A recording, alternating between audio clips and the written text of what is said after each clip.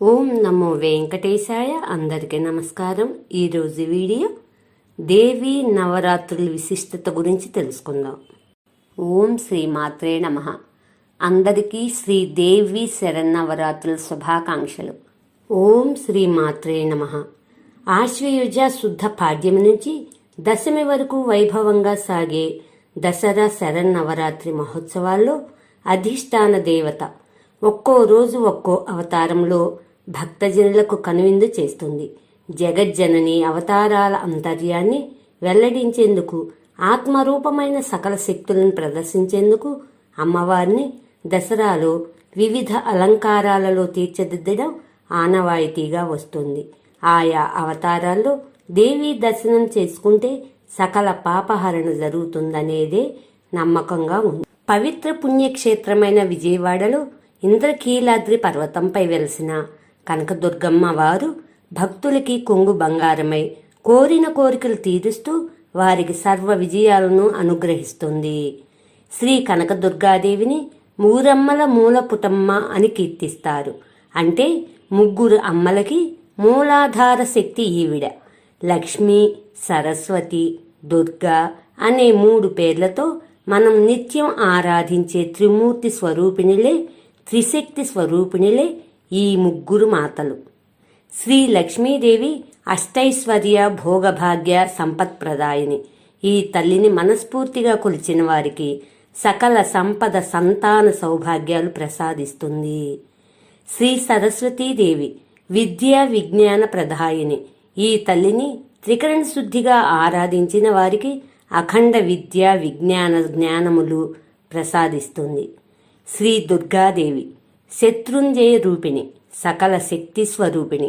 ఈ తల్లిని మనసా వాచా కర్మణ నమ్మి ప్రార్థించిన వారికి సర్వకార్య జయం, శత్రు విజయం సిద్ధిస్తుంది.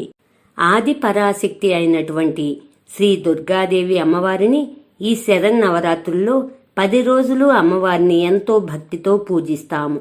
అమ్మవారు శరన్నవరాత్రులలో 9 రోజులు 9 అవతారాలు ఎత్తి మహిషాసురుడు అనే రాక్షసుడితో యుద్ధం చేసి 9వ రోజున రాక్షసుడిని సంహరించిన కారణంగా 10వ రోజున చెడుపై మంచి సాధించిన విజయానికి గాను ప్రజలంతా ఎంతో భక్తి శ్రద్ధలతో అమ్మవారిని పూజిస్తాము. అదే విజయదశమి. దానిని దసరా పండుగగా జరుపుకుంటాము. మొదటి రోజు 2024 అక్టోబర్ 3 గురువారం పాడ్యమి తిథి హస్తా నక్షత్రం. ఈ రోజు అమ్మవారిని పెట్టుకొని కలశ స్థాపన చేసి అఖండ దీపారాధన చేస్తారు. కలశ స్థాపన శుభ సమయం ఉదయం 6:15 నుండి 7:22 వరకు. మొదటి రోజు బాలా త్రిపుర సుందరి దేవి రూపంలో దర్శనమిస్తారు. ఈ రోజు అమ్మవారు లేత గులాబీ రంగు చీర ధరిస్తారు. అమ్మవారికి నివేదించవలసిన నైవేద్యం బెల్లం పరమాణం. అమ్మవారిని పూజ చేసేటప్పుడు బాలా త్రిపుర సుందరి అష్టోత్తరాలతో పూజ చేసుకుంటారు. అష్టోత్తరం రానివారు ఓం శ్రీ బాలా త్రిపుర సుందరి దేవియే నమః అనుకున్నా చాలా మంచిది. అమ్మవారిని పూజించడం వల్ల సంతానం కలుగుతుంది, సద్బుద్ధి కార్యసిద్ధి కలుగుతుంది. రవికల గుడ్డలు దానం చేస్తే చాలా మంచిది. బాలా త్రిపుర సుందరి దేవి నిర్మలమైన మనస్సుకు నిత్య సంతోషానికి చిహ్నాలు, చిన్నారులు. దసరా వేడుక తొలి రోజైన ఆశ్వయుజ శుద్ధ పాడ్యమి నాడు దుర్గాదేవిని బాలా త్రిపుర సుందరిగా అలంకరిస్తారు. బాల్యం దైవత్వంతో సమానమని ప్రతీకాత్మకంగా నిరూపించడమే ఈ అలంకరణ అంతర్యం. రెండవ రోజు 2024 అక్టోబర్ 4వ తేదీ శుక్రవారం విధి తిథి చిత్తా నక్షత్రం. అమ్మవారు శ్రీ గాయత్రీదేవి రూపంలో దర్శనమిస్తారు.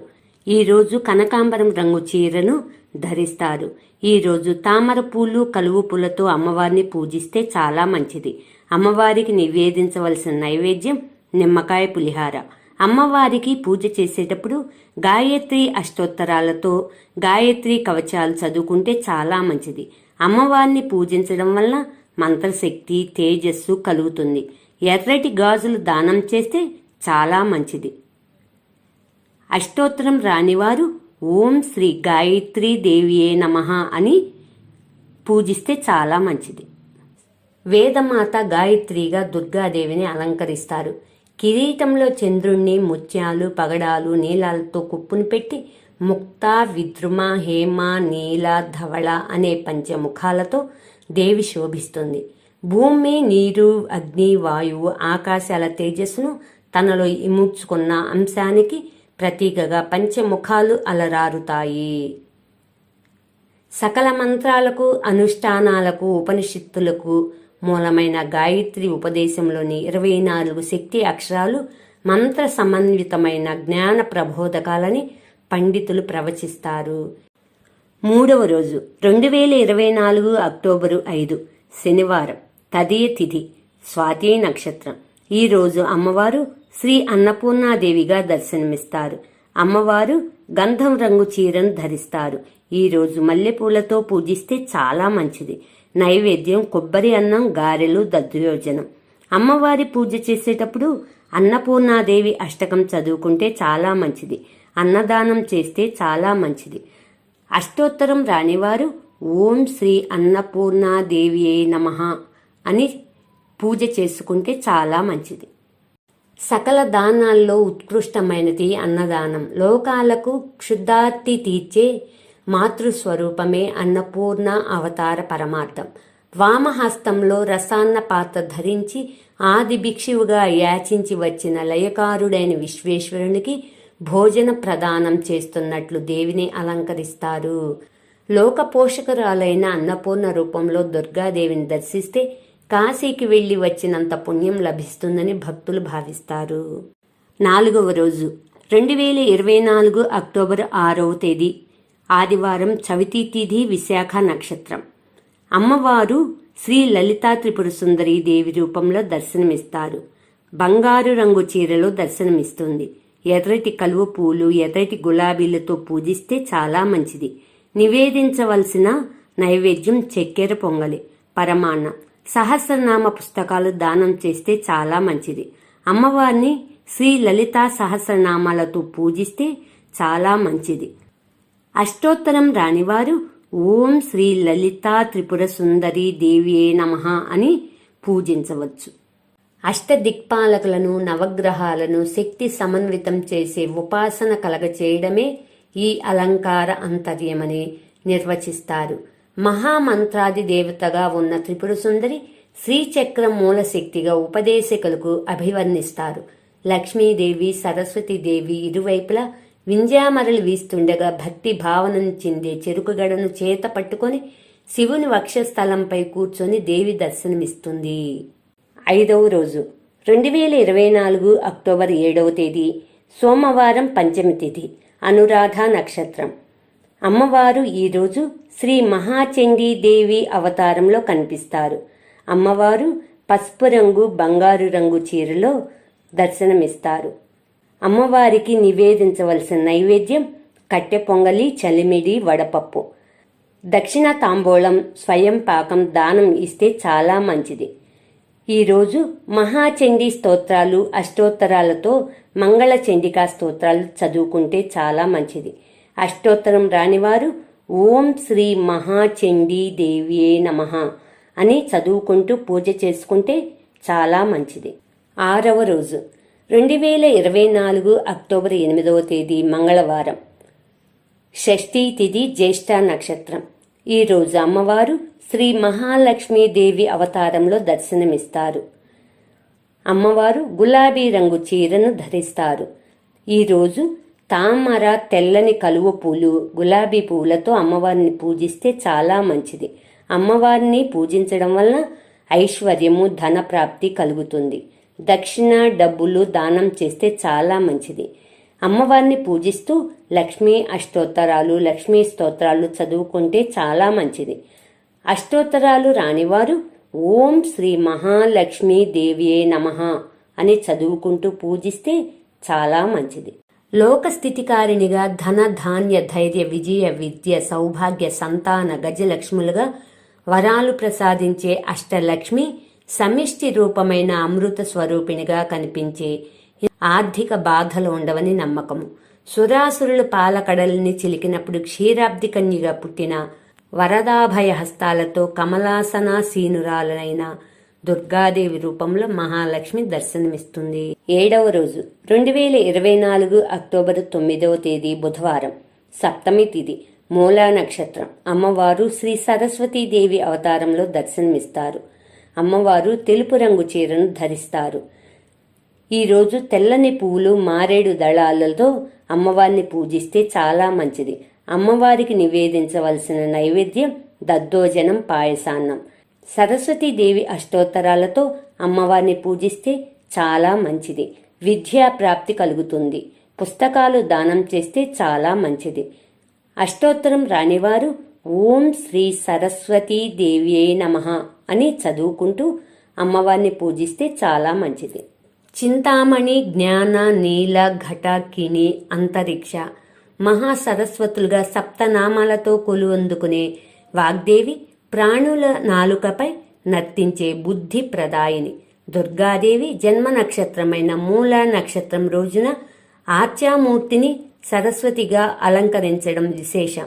చదువుల తల్లి రూపంలో దుర్గను చూసేందుకు భక్తులు తండోపతండాలుగా తరలివస్తారు. 8వ రోజు 2024 అక్టోబర్ 10వ తేదీ గురువారం, అష్టమి తిథి, పూర్వాషాఢ నక్షత్రం. ఈరోజు అమ్మవారు శ్రీ దుర్గాదేవి అవతారంలో మనకు దర్శనమిస్తారు. అమ్మవారు ఎరుపు రంగు చీరను ధరిస్తారు. ఈరోజు ఎర్రని పువ్వులతో పూజిస్తే చాలా మంచిది. అమ్మవారికి నివేదించవలసిన నైవేద్యం పొలగం, కదంబ. అమ్మవారిని పూజించడం వలన శత్రువులపై విజయం సాధిస్తాము. ఈరోజు దుర్గాదేవి స్తోత్రాలు, అష్టోత్తరాలు చదువుకుంటే చాలా మంచిది. అష్టోత్తరం రానివారు ఓం శ్రీ దుర్గాదేవ్యై నమః అని నామాలు చదువుకుంటూ పూజిస్తే చాలా మంచిది. లోక భయంకరుడైన రురువు కుమారుడు దుర్గముని సంహరించిన తరువాత పరాశక్తి ఇంద్రకీలాద్రిపై కొలువు తీరిందని పురాణోక్తం.